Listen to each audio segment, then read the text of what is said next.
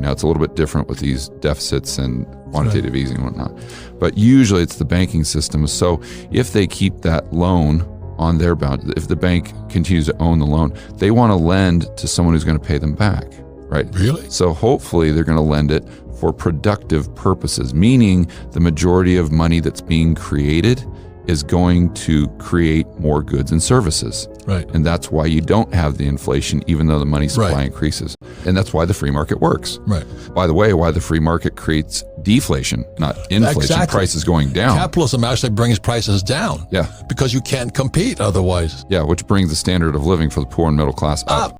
Yes, but they're teaching Marxism in school. Yeah. That whole thing is so backwards, run by school teachers. Oh my God. So if we move into this system with a central bank digital currency, then all the bank accounts go to the Fed. And then the Fed determines who gets the loan and why. And the big key there is the Fed doesn't have a profit and loss. They can lose money. So where a bank has to lend productively, the Fed can lend in a way that isn't productive. They can lend to whomever they want. They don't have to worry about being paid back. So that's centrally controlled money supply, debt creation. And that, to your point, is Marxism. But it's also massive control. It's Orwell.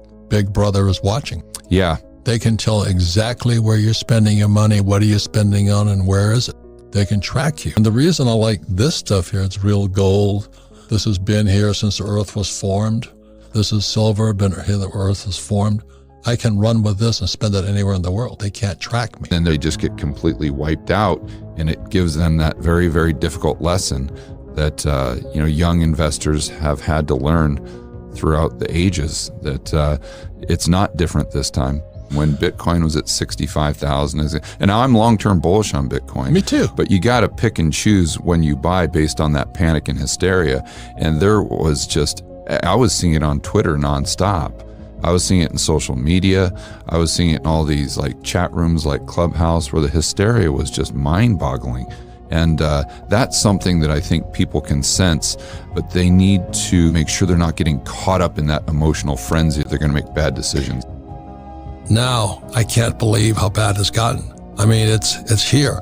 We all know we're screwed. The question is, if it's going to get worse, what do we do? The good news is this: if it gets worse, you still have time to prepare.